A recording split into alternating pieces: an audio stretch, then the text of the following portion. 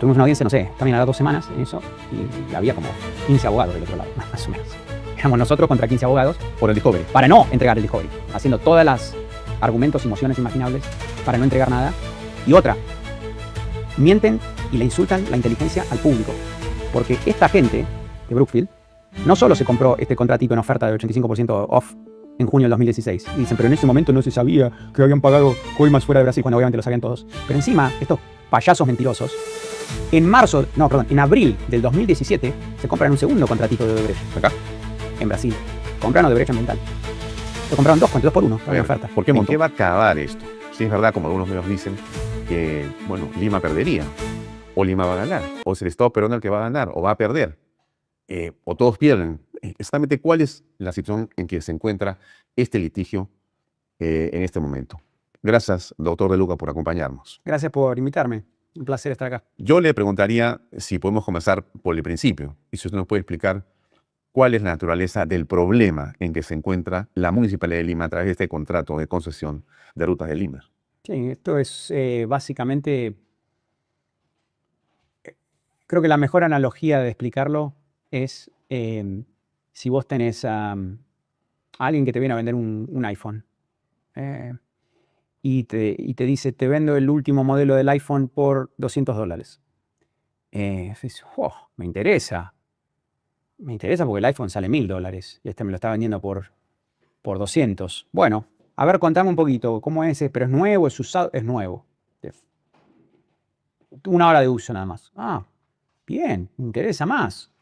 Y ahí decís, bueno, le voy a comprar el iPhone a este. Entonces pedís información y te dicen, el señor que te está vendiendo el iPhone, bueno, primero que el iPhone cuesta $1000, pero este lo vende por 200, no sabemos cómo exactamente. Segundo, tal vez sea porque el señor está procesado, tiene una denuncia penal por robar iPhones y vender iPhone robados.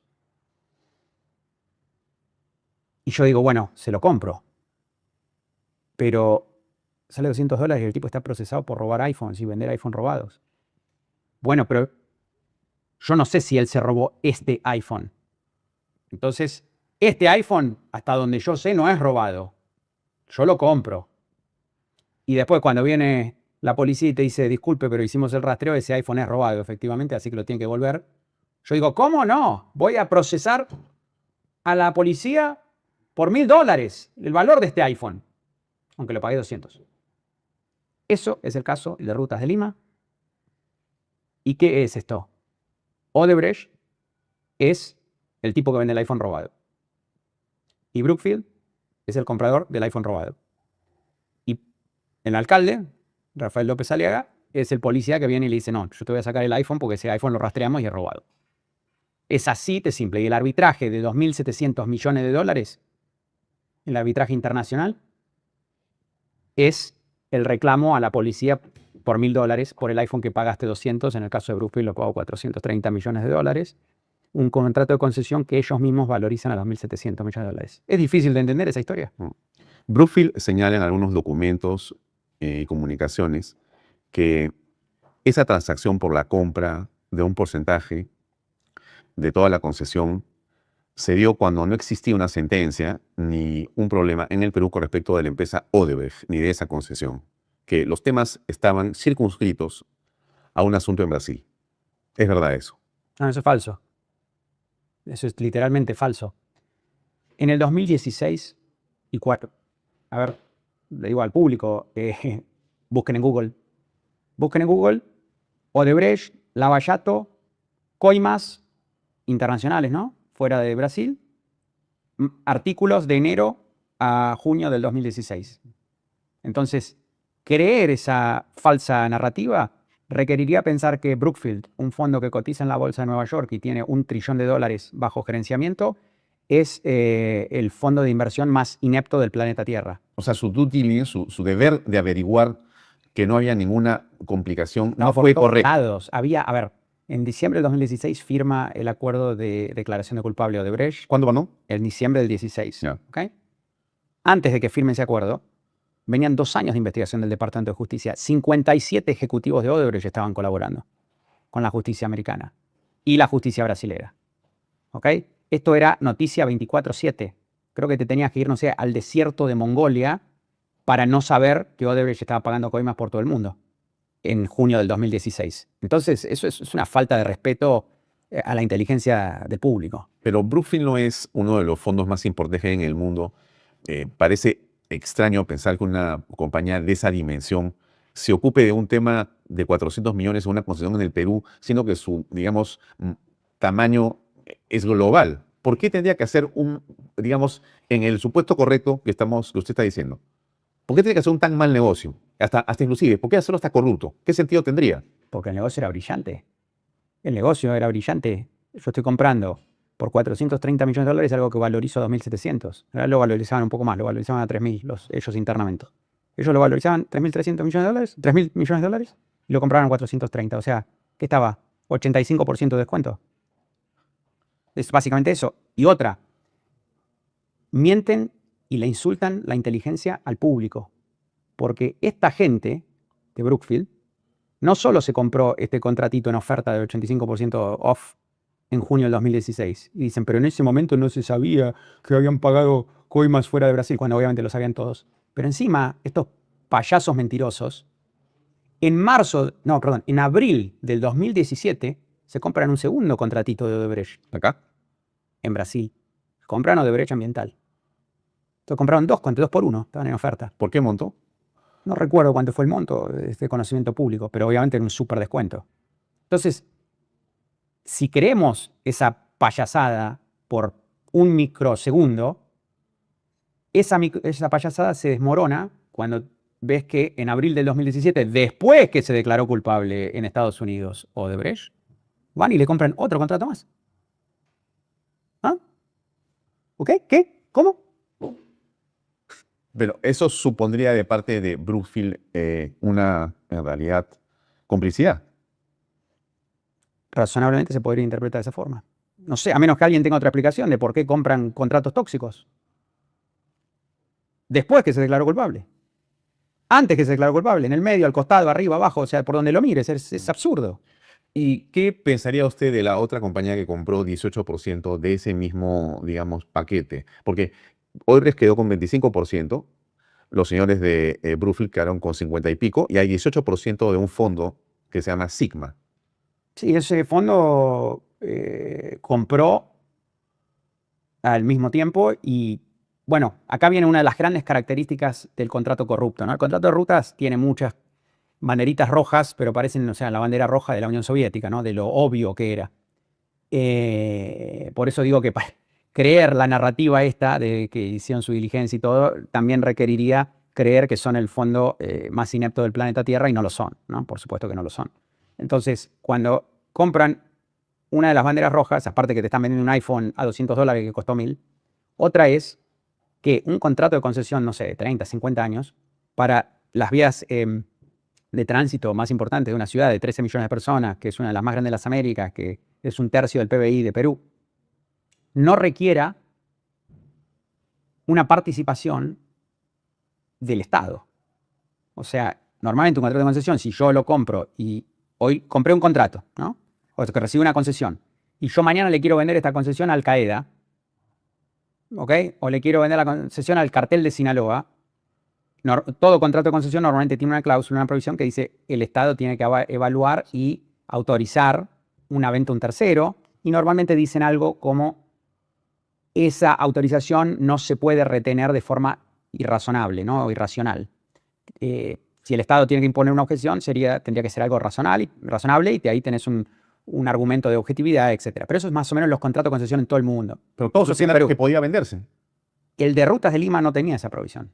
El de Rutas de Lima, una de las tantas banderas rojas, permitía la venta o asignar el contrato de concesión a terceros sin ninguna autorización previa o conocimiento de la MUNI.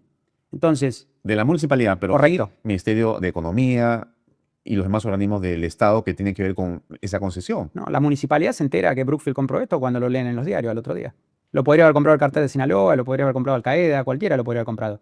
Eso es una anomalía en un contrato. Así como la anomalía de que no hay vías alternas. O sea, un contrato de concesión de peajes en todo el mundo, en cualquier, sea Brasil, México, Argentina, Estados Unidos, donde sea, siempre tiene una provisión que dice, bueno, vos tenés peajes y tenés vías alternas, ¿no? Y las vías alternas son más lentas, más incómodas, etcétera, pero tenés una alternativa. Acá no había vías alternas, ¿no? Segunda anomalía rarísima de un contrato. La tercera es obvia, vamos a poner estos peajes en las partes más pobres de la ciudad y más lejos de donde existe el usuario que lo puede pagar. ¿Por qué? Para mantener un buen flujo en las áreas de alto poder adquisitivo y detonar las áreas de bajo poder adquisitivo, porque no les importa, pues especialmente si no hay vías alternas. Entonces vos tenés hoy 6.50, 6.70 más o menos es el peaje. Sí. Bueno, entonces, ¿cuál es el salario mínimo en un lugar como Puente Piedra? Bajísimo. 1.100 soles, 1.150 soles. Entonces, un jefe de familia que tiene que ir a trabajar fuera de Puente Piedra sin vías alternas está condenado a pagar 30% de sus ingresos mensuales a Brookfield, un fondo de $1 trillón, a Odebrecht, que bueno, sabemos todo lo que es Odebrecht, y a este fondo Sigma, que es Pero ese peaje de Chillón, el doctor Domingo García Belaúnde, en un programa reciente ha dicho que ese peaje ya estaba antes de la concesión. O sea, que no es que se puso por la concesión, ya existía antes. Sí, como era decía, minúsculo. No conozco los detalles de la historia, pero era minúsculo. O sea, es como que agarro algo que salía algo insignificante, que ni registraba con la gente, y ahora es el principal gasto de tu casa. Es como que yo te diga, a ver, la cuenta de agua en tu casa. Bueno, sí había, pero antes se cobraba factura por agua, ¿no? En la casa. Sí, pero antes la factura de agua costaba, no sé, 1%, 2% de tus ingresos mensuales y ahora es más caro que el alquiler, es más caro que todo el supermercado del mes, es más caro. Claro, si alguien se va a dar cuenta que, espera, ¿cómo así? ¿Y a cambio de qué inversión? ¿Qué se construyó con Rutas de Lima? ¿Qué construyeron? No, la pista no. Nada. Entonces, en Argentina usarían la siguiente expresión, no sé cuál será en Perú, pero en Argentina usarían la expresión, esto es darle caja. Dar caja, te doy un contrato que te permite cobrar dinero del público sin que tengas que hacer nada. Así se arman las cajas. Algunas cosas ha dicho Rutas de Lima, ¿no? Por lo pronto se va, aparentemente, ¿no? O sea, han registrado un flujo negativo para el 22 y dicen ellos que prefieren cerrar la operación y están en ese proceso. Seguramente lo están haciendo para, no entiendo exactamente qué. ¿No entendés? Te explico. Esto es parte del hedge, ¿no? O sea, cuando un fondo de esa magnitud tiene que invertir en capital y ponerlo en riesgo, siempre quieren tener el plan B, el plan C, el plan D, el plan E. Bueno, entonces acá siempre ¿cuál fue el plan B? Todo, del primer día, ¿no? Del día antes que lo compraron. Pone que lo compre Brookfield, ¿por qué? Porque Brookfield es una empresa canadiense, ¿no? Aunque cotiza en Nueva York, los dueños originalmente son todos brasileros, pero bueno, canadiense. Entonces, perdón, los dueños de Brookfield son originalmente brasileños. Brookfield, si vos mirás la historia de Brookfield es pública, ¿no? Originalmente es una empresa que origina de Brasil. No, pero eso no necesariamente lo vinculan con Odebrecht, ¿o sí? No. Nada más te digo que es Claro, originalmente... No, eso es un hecho, ¿no? Lo puedes googlear también. En fin, entonces, ¿qué ocurre aquí? Al comprar Brookfield, viene con un hedge, viene con un seguro. El seguro para el iPhone robado que te compraste. Está bien, te compro el iPhone a $200, pero solamente si tengo un seguro. Y el seguro tiene una provisión que dice, si viene la policía y me saca el iPhone porque termina siendo que es robado, no hay problema. El seguro viene y te paga $1.000. ¿Ok? Ese seguro se llama el Tratado Bilateral de Inversión Canadá-Perú, que le permite a el inversor extranjero que no puso una moneda y que compró por un 85% de descuento un contrato que era tóxico, hacer un arbitraje bilateral contra el Estado peruano y todos los contribuyentes de este país por la totalidad de la concesión. Entonces, este era el seguro, ¿no? El hedge. Si lo hubiera mantenido Odebrecht, no tenían ese mismo tipo de protección que tenía Brookfield, porque es una empresa brasilera y el tratado es con Canadá. Entonces todo está alineado, armadito para eso. Entonces el plan B era, bueno, si aparece la policía y nos saca el celular robado, por lo menos vamos al arbitraje bilateral. ¿Bien? Y en el arbitraje bilateral le pido a los árbitros que le cobren al policía que me sacó el iPhone robado los $1.000 que costaba ese iPhone. Es básicamente lo que estamos viendo ahora. Y si el policía se rehúsa, dice, como señor, a ver, hicimos acá el rastreo con Find My iPhone, lo rastreamos con Apple y vimos que este celular que usted tiene el código de serie, que se lo robaron a la señora Juana en la esquina de no sé dónde, ¿cómo le voy a pagar a usted $1.000? Y encima usted, no, yo lo compré de buena fe. ¿Cómo lo compró de buena fe? si se lo compró un tipo que ya estaba procesado por robar y vender iPhone robados y que se lo estaba vendiendo a $200 cuando usted sabía que el celular vale 1000? O sea, ¿cómo lo compró de buena fe? ¿Ok? Entonces, eso es lo que estamos viviendo en este momento. Y cuando el policía se rehúsa, ¿qué hago? ¡Dios mío! La policía peruana está ahuyentando al capital extranjero. Los pobres inversores extranjeros. Porque mirá, yo vine acá, invertí en un iPhone de $200 y así no se puede. Esto va a ahuyentar a todo el mundo. O sea, realmente son unos payasos. O peor, si no son payasos, tienen tan poco respeto por la inteligencia del público que se creen que estas historias, estas narrativas pueden funcionar. ¿Cuál es el papel en realidad que ha tenido Rafael López Aliaga en esto? Porque aparentemente el tema estaba concluido. O sea, aparentemente estaba el peaje, alto o bajo, y todo funcionaba ya de una forma determinada. Había habido un alcalde, que era Muñoz, que había dicho todo bien y bueno, perdimos acá unos arbitrajes y punto, no hay nada que hacer. ¿Qué cosa ocurre? ¿Por qué se revierte esto? Bueno, es parte del plan. Entonces, para que esto funcione, todo lo que tengo explicando, ¿no? Para que esto funcione necesitas varias cosas. Lo que pasa es que son cosas que vale la pena hacerlas porque estás comprando un contrato de 3.000 millones por 400. O sea, hay un gran incentivo económico para hacerlo. Entonces, una de las cosas que necesitabas es lo que se está estudiando ahora en Estados Unidos, lo que se está investigando, que la declaración de culpable de Brecht no menciona ningún contrato. ¿Okay? Eso es una anomalía también. Los acuerdos de declaración de culpable en Estados Unidos típicamente identifican sobre qué contratos pagan las coimas, cuáles fueron los beneficios, etc. ¿Esto fue lo que ocurrió en diciembre del 16? Claro, claro. Bien, pero todavía te queda el riesgo inminente de que algún día venga el policía y diga, pero señor, acá está Find My iPhone, rastreamos el celular y usted está usando un celular que se lo robaron a Juana. Entonces eso es un riesgo que tenés que mitigar si te vas a quedar con el plan A, que es el plan A es seguir operando la concesión. ¿Cuál es la mejor forma de ejecutar ese plan? Necesitas dos cosas que pasen, ¿no? Que esto fue todo obviamente contemplado, planeado. Lo primero es que no haya ninguna condena penal sobre el contrato de Rutas de Lima por un tiempo, hay que dilatarlo. Eso era Susana Villarán. Claro. Miren lo absurdo que tomó, no sé, 8 años. 8 años que esto llegue a un juicio oral. Es el sistema jurídico más lento de la historia. Bien, pero eso es solo una parte del plan, porque eventualmente te llega el juicio y eventualmente la condenan. Obviamente ayuda si al principal testigo que iba a ser el testigo estrella lo desgollan, ¿no? 2 semanas antes de firmar el acuerdo de colaboración. José Miguel Castro. Exacto. Pero, necesitas otra parte para que esto funcione. La otra parte que vos necesitas es que no haya juicio oral y que se aceleren y rápidamente se pierdan uno o más arbitrajes puntuales. Porque con eso vos ya... Es el argumento en favor. Claro, establecías la narrativa que, mirá, los tribunales arbitrales ya determinaron. Entonces vos necesitas simular un litigio y perderlo, ¿no? Con eso, ahí queda todo cerrado por donde lo mires, ¿no? Tenés el arbitraje bilateral como el plan B, no hay condena de Villarán, empezás los arbitrajes, los acelerás y decís, ¿cuál es la defensa de Brookfield en los arbitrajes? Pero no hay condena. Acá la municipalidad alega que hubo corrupción acá, pero todavía no hubo una condena de un funcionario público.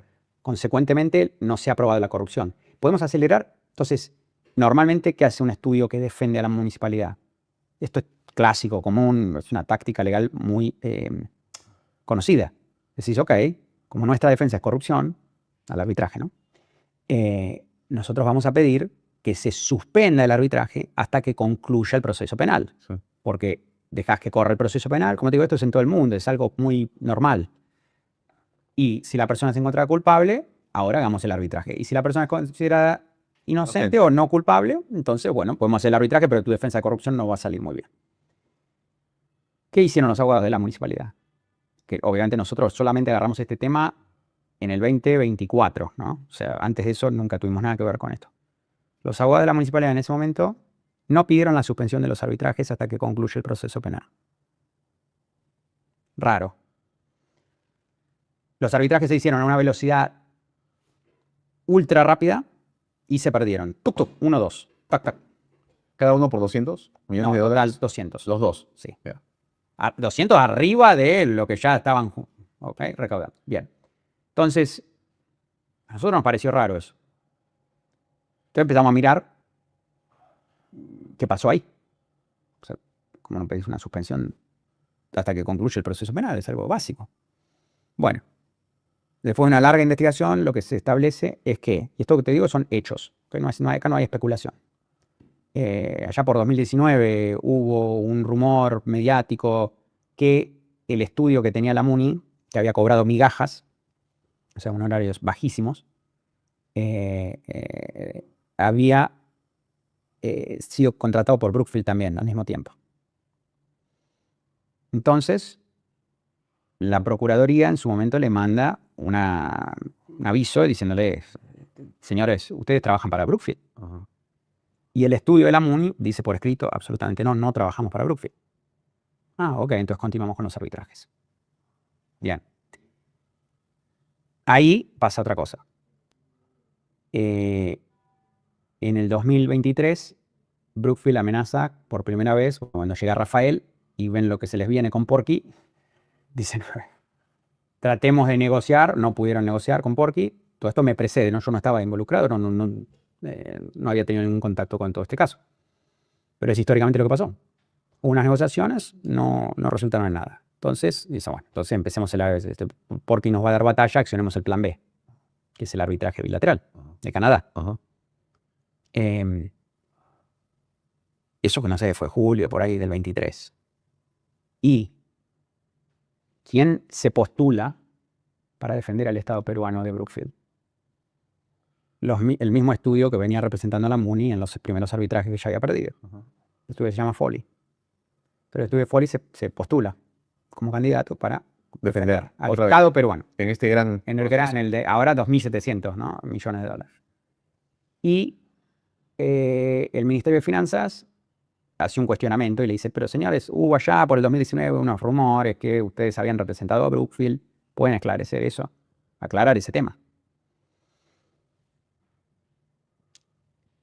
De puño y letra, Foley le escribe una carta al Ministerio de Finanzas diciendo, sí, es verdad, representamos a Brookfield. Pero, técnicamente es una subsidiaria que está bajo otro vehículo que en la jurisdicción diferente porque vos ves que tenés este brazo de Brookfield y tenés otro, entonces esto, y considerando las reglas del Colegio de Abogados de Washington, se podría argumentar que eso técnicamente no sería Brookfield. Cuando nosotros nos contrató la MUNI, como a todos los abogados nos hicieron firmar una declaración así, que decía, no tienen, nunca tuvieron ningún trabajo para Brookfield o nada relacionado a Brookfield, bla, bla, bla, bla, que lo firmamos tranquilamente porque nunca habíamos tenido ningún tipo de trabajo en Brookfield. Bueno.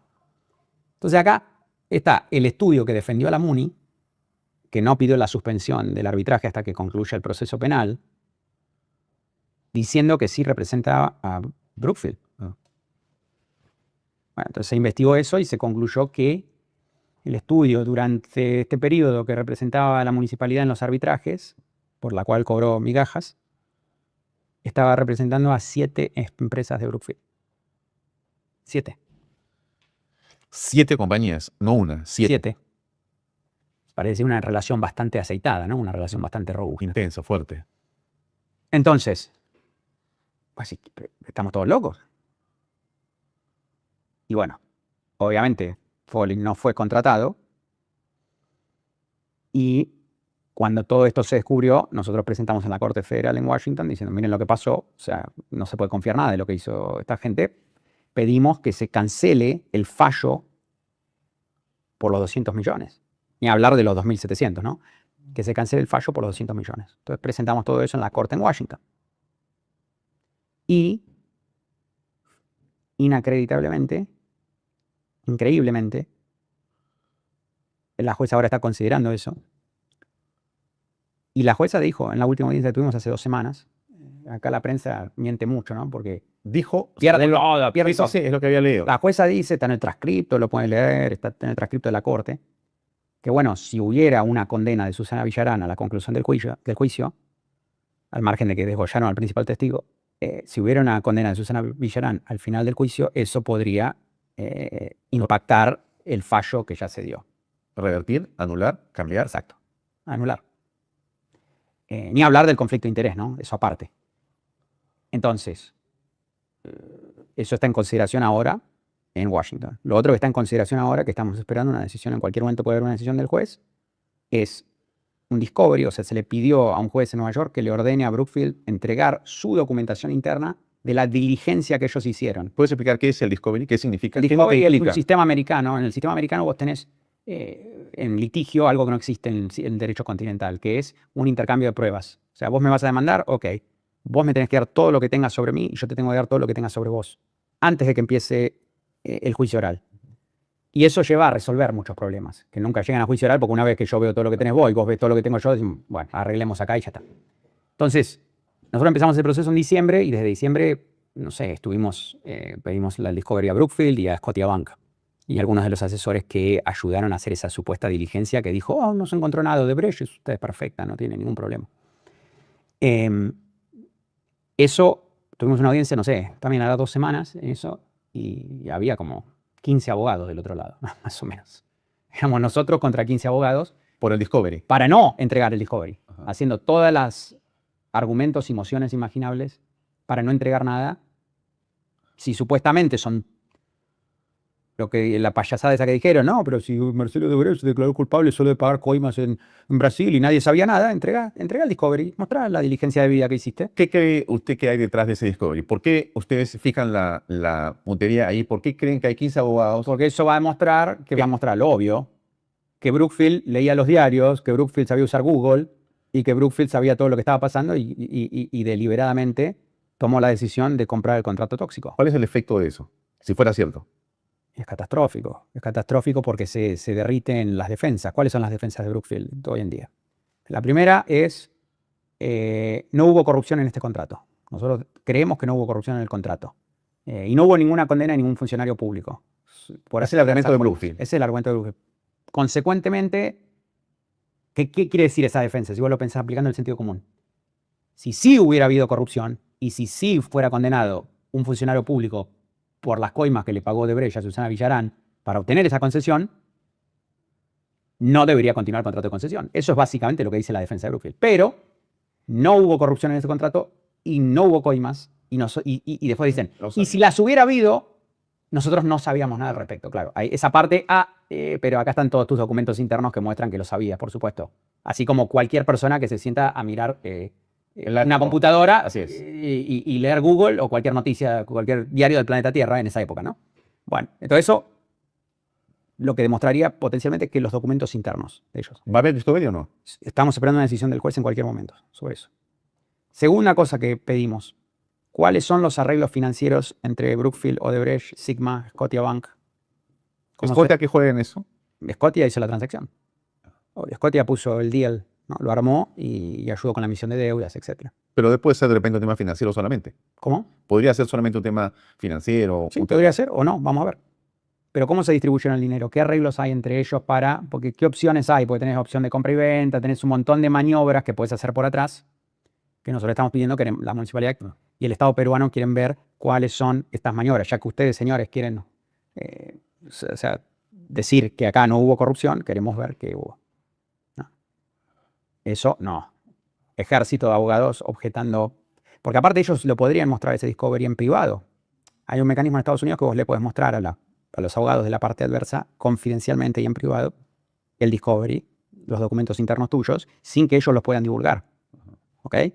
Decir, ves que están todos locos, ustedes están exagerando. Acá está todos nuestros documentos internos que muestran que lo que nosotros decimos es cierto. Es cierto. No. Tampoco. No. Ya le ofrecimos eso. No lo puede ver nadie eso. ¿Qué va a pasar? ¿Qué tiene que ver en esto Canadá, el primer ministro? No, eso desconozco, no sé.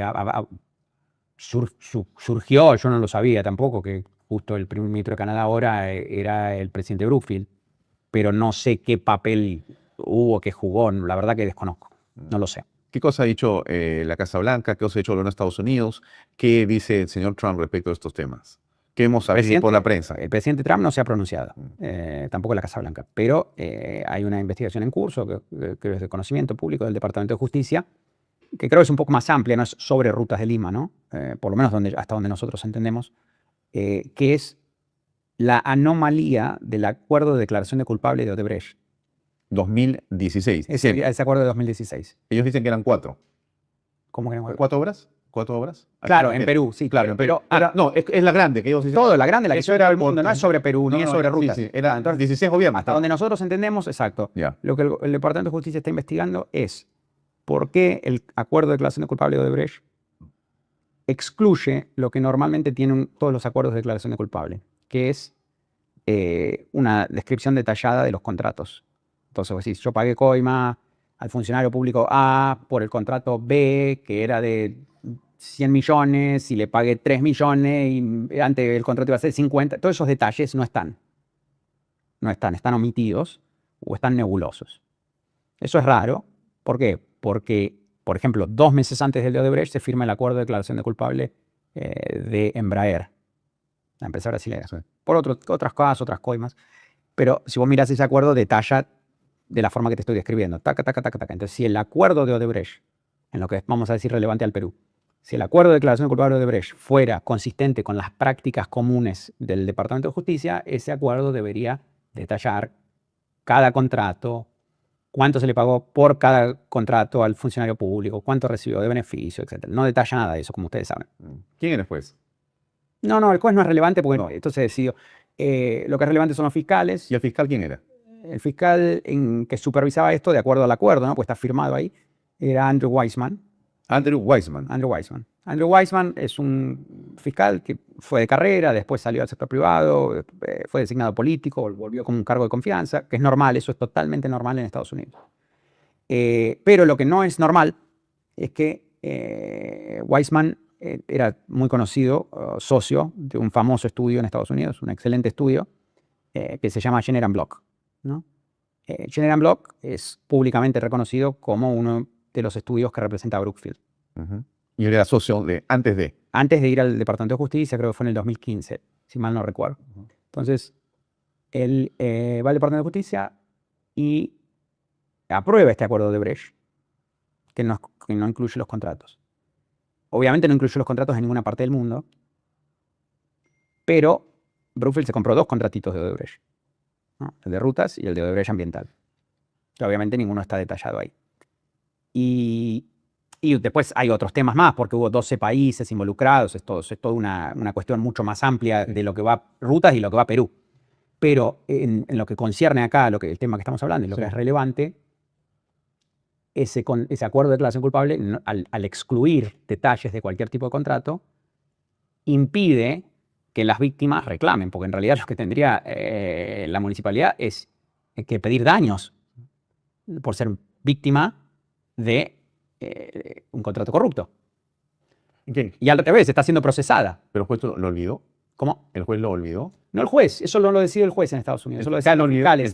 Si vos vas a juicio oral, eso decide ahí, juega un papel protagónico el juez. Pero si vos llegas a un acuerdo de colaboración o declaración de culpable, eso lo decide el fiscal, no el juez. Oiga, No pasa pero de por repente juez. en el acuerdo no era necesario precisarlo. Claro. O sea, Weissman actuó, digamos, en una negociación, ¿o no?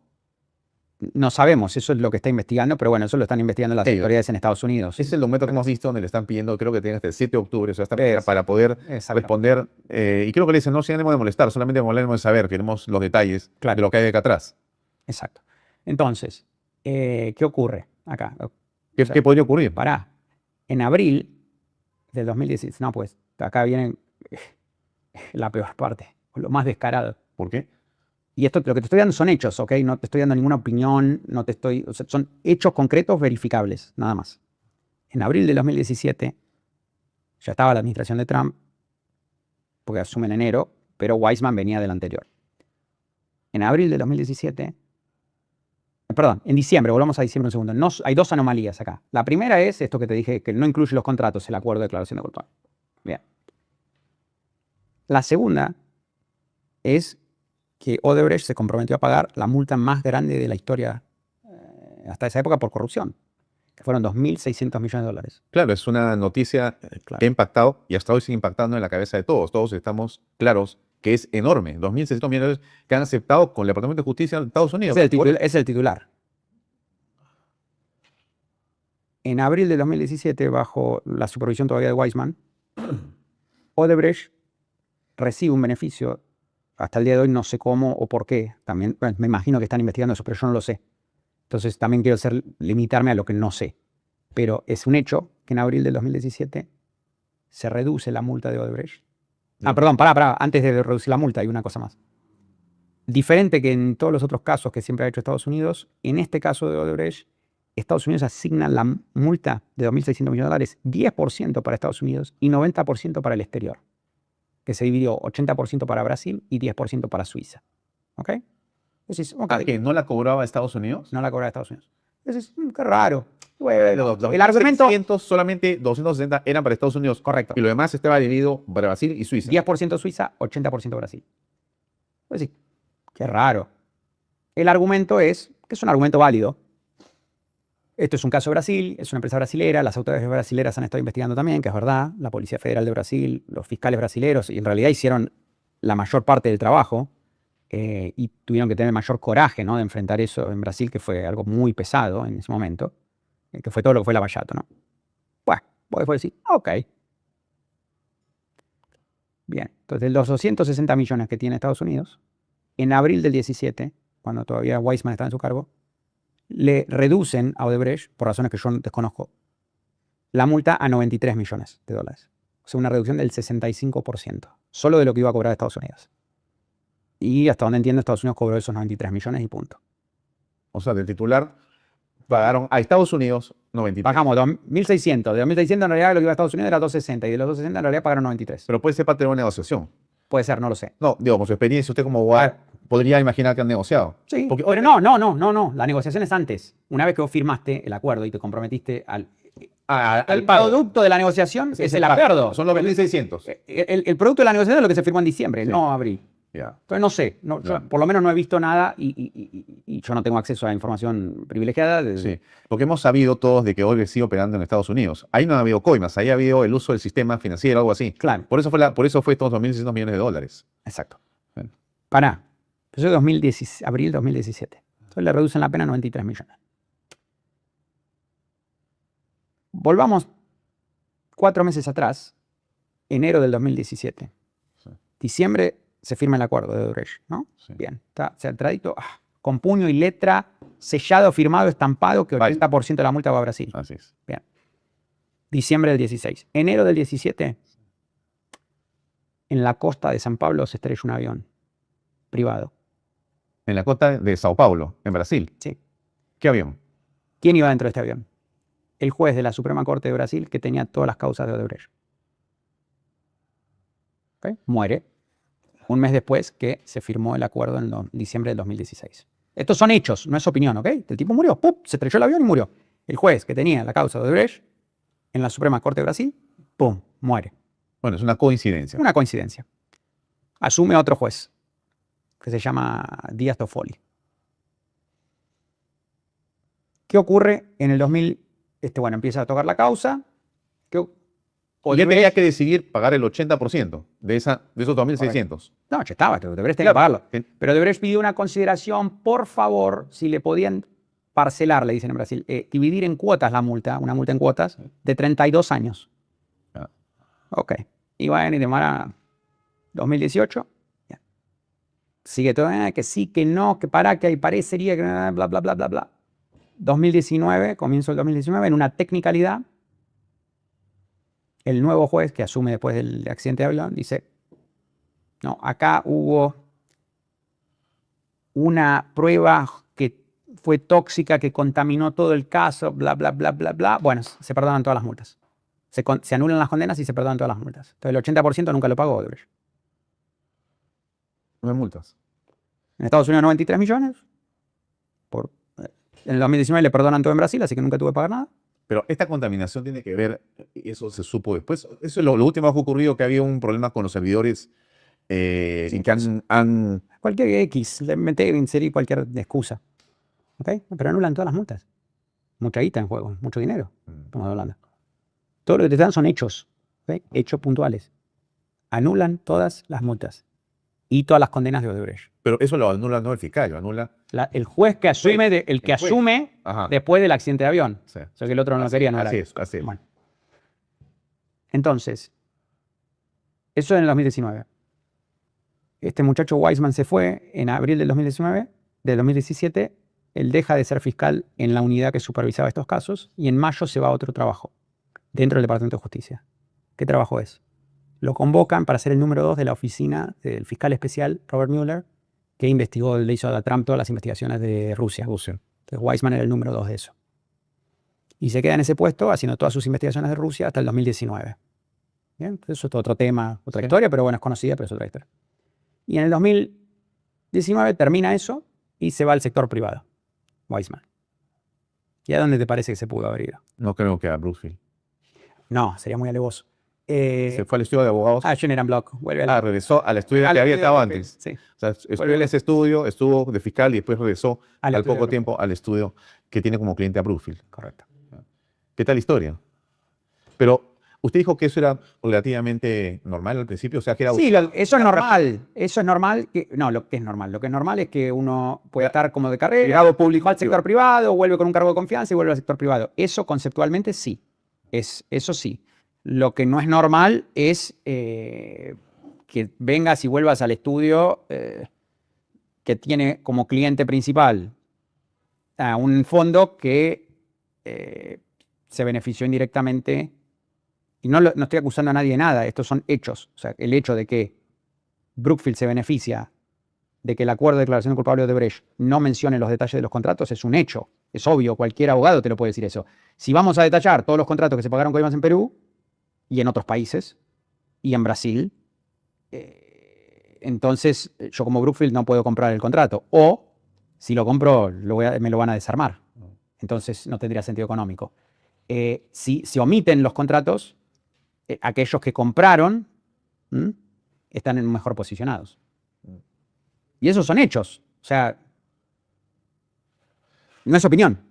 Hay quienes hablan de expropiación por parte de la municipalidad, del Estado, de este contrato, de la concesión. Esfera de privados. Se están expropiando el celular robado, el iPhone robado, para devolvérselo a la víctima. Ok. Que esto hay cuota de inversión privada, que esto se ve como una interferencia. Pero no hay inversión privada, esto es un contrato. ¿Cuál fue la inversión? ¿Vos sabés de alguna inversión grande que hizo Rutas de Lima? Bueno, pero ellos... Esto es caja, esto te doy un contrato. Mira, vos me pagas una coima a mí de tanto y yo te doy un contratito en el cual vos podés facturarle al público para generar caja. ¿Dónde está la inversión? ¿Sabés de alguna gran inversión de rutas? Yo no sé, pero no soy experto. Pero dicen que faltaban hacer algunas cosas parte del municipio. Pero Odebrecht se lo compra en el 2014. Se lo compra. En realidad, recordemos los orígenes de Rutas. Odebrecht inventa un proyecto que se llama Rutas y va y se lo vende a Villarán. Y Villarán le dice, sí, señor, por supuesto, hagamos lo que ustedes me dicen. ¿Dónde está ¿dónde está, cuál fue la inversión, la gran inversión de Rutas? Porque para que se expropie la inversión extranjera requiere como precondición que haya una inversión. Sí. ¿Cuál fue la inversión? ¿Cuál fue la inversión? ¿Qué va a pasar, doctor Beluca? ¿Va a ganar Lima? No tengo una bola de cristal, pero lo que creo que es posible es que si hay una decisión favorable, está en manos del juez ahora, ya se argumentó todo, si hay una decisión favorable en el Discovery, eso sería un golpe fuertísimo porque ellos tendrían que revelar lo que su gente les dijo internamente cuando estaban tratando de hacer Y ustedes sospechan que ahí había información clara de lo que estaba pasando y que no la tomaron en cuenta y dijeron, no interesa. O sea, lo que eso va a probar es que ellos sabían lo que estaba en Google. ¿Bien?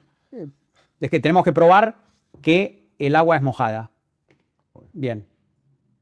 Vamos a probar que el agua es mojada. Después hay que ver cómo corre el caso de Villarán, el juicio, considerando que el principal testigo fue asesinado a 2 meses antes de testificar y cómo la defensa de Villarán, préstenle atención, va a utilizar la indisponibilidad de Castro para argumentar que se tienen que suprimir un montón de pruebas con la esperanza y el objetivo de que sea absolvida por indisponibilidad de pruebas que se suprimen porque el principal testigo no está disponible, ¿no? Entonces, así más o menos podrías tratar de salvar la situación de Villarán. ¿Para qué? No porque tengan mucho cariño o afecto por la señora Villarán, sino porque hay 2.700 millones de dólares en juego. Entonces, al poder conseguir que, después de que matan al testigo y suprimen pruebas, la absuelvan a Villarán, no digo que eso va a pasar, pero si eso pasara, ellos pueden volver y decir, ¿no vieron? no condenaron a Villarán por la corrupción, nunca hubo corrupción, etcétera, ¿no? Claro, ayuda a que te maten al principal testigo, pero bueno. Entonces, es muy dinámica la situación, pero lo que es claro es que yo creo que nadie contempló que un alcalde en un municipio iba a hacer lo que hizo Porky. Tener el coraje y la visión de darle tanta batalla, y batalla que está fuera del padrón de lo que normalmente hacen los servidores públicos, los burócratas en este tipo de litigios, ¿no? Generalmente es lo que había pasado en lo de Muñoz. Rapidito, le pagas 2 pesos a los abogados de Brookfield, representan a los dos, no dicen nada, hacemos acá un arbitraje, tuk tuk, se cerró y ya está. Eso es lo que normalmente ocurre. Y Porky les ha dado mucha batalla. Entonces, no puedo predecir el futuro, pero esto está en el pico de tensión y podría ir para cualquier lado.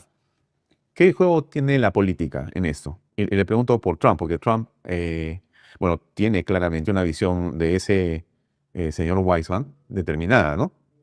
Porque lo investigó por un tema que aparentemente era falso, ¿no? Sí, aparentemente sí. Claro. Eso nos enteramos en las últimas semanas. Y bueno, hay una investigación del Departamento de Estado, de Justicia, perdón, Sí. que tiene cierta influencialidad de Trump sobre el señor Weissman. Sí, Entonces, digamos que porque ha tenido suerte. sí. Eso va mucho más allá de Perú o rutas, ¿no? O sea, son otros temas. Claro, pero Pero bueno, eso está investigándose, está en curso y imagino que se va a investigar a fondo. Al margen, en Estados Unidos, a ver, el presidente puede tuitear, puede hacer comentarios, pero generalmente el Departamento de Justicia es independiente, investiga por su cuenta, investiga los hechos, ¿no? Al final del día, no importa tanto la opinión de un presidente en términos de estas decisiones que toman los fiscales. Lo que es más relevante es cuáles son las pruebas, cuáles son los hechos y qué muestran y qué se puede probar. Sí. Eso es lo más claro. algunos medios lo ubican a usted como alguien que está cerca de Trump, o no tiene que hacer, no es así. Yo obviamente comparto el punto de vista político y apoyo mucho a esta administración, pero no me gusta a mí hablar de qué significa estar cerca, cuáles son las relaciones, eso es algo más privado, pero obviamente yo comparto el punto de vista de esta administración y las políticas y lo que están tratando de hacer en su gestión. Entonces, diríamos que la inversión privada en el Perú no está siendo amenazada desde su punto de vista. La mejor forma de responder yo sé que me estás haciendo la pregunta por las payasadas que pone Brookfield ahí. La mejor forma de responder esas preguntas no es con opinión, es con hechos. Entonces, ¿cuáles son los hechos acá? Concretos. Porque asume la gestión de alcalde. Ponen las cuentas en orden. Al poner las cuentas en orden, puede emitir bonos. La MUNI, en la gestión de López Aliaga, invirtió 2 bonos internacionales, creo que en Estados Unidos. Esos bonos tuvieron hasta sobresuscripción, o sea, había más demanda que oferta. Y 100% de los bonos, hasta donde yo entiendo, lo compraron inversores extranjeros. Deuda de la municipalidad, ¿no? Bonos. ¿A vos te suena eso como que los inversores extranjeros se sienten muy amenazados por Porky? No. Pues le sacaban de la mano los bonos. Ya está, hechos. No payasadas, bla, bla, bla. Hechos. Entonces, pero tenemos litigio para rato. No necesariamente. No necesariamente porque, obviamente, como viste, le han mandado a pedir explicaciones a Weissman, va a tener que explicar algunas cosas complejas. No sé cuál será el ida y vuelta de eso. Y tenemos una decisión del Discovery. A veces en Estados Unidos, en los litigios, una decisión del Discovery es fatal, porque si le ordenan a Brookfield entregar todos estos documentos, se arregla para que no los tengan que entregar. La única forma de no entregar los documentos es resolviendo el caso. Entonces, genera un incentivo a veces para resolver el caso si tenés documentos muy explosivos. Sí. Bueno. También está en juego qué va a pasar con el juicio Villarán, pero eso se va a decidir en menos de un año. Sí. Porque en primera instancia se define para un lado o para el otro. ¿Hay un espacio todavía para la negociación? Eso es una decisión del alcalde. Pero hay un espacio, entiendo yo, siempre hay un espacio. Siempre sea, hay que dialogar con todo el mundo, claro. ¿No? Por supuesto. O sea, porque si en las próximas horas el Departamento de Estado recibe la información sobre el Discovery o decide lo del Discovery, que lo abran efectivamente, que se muestre.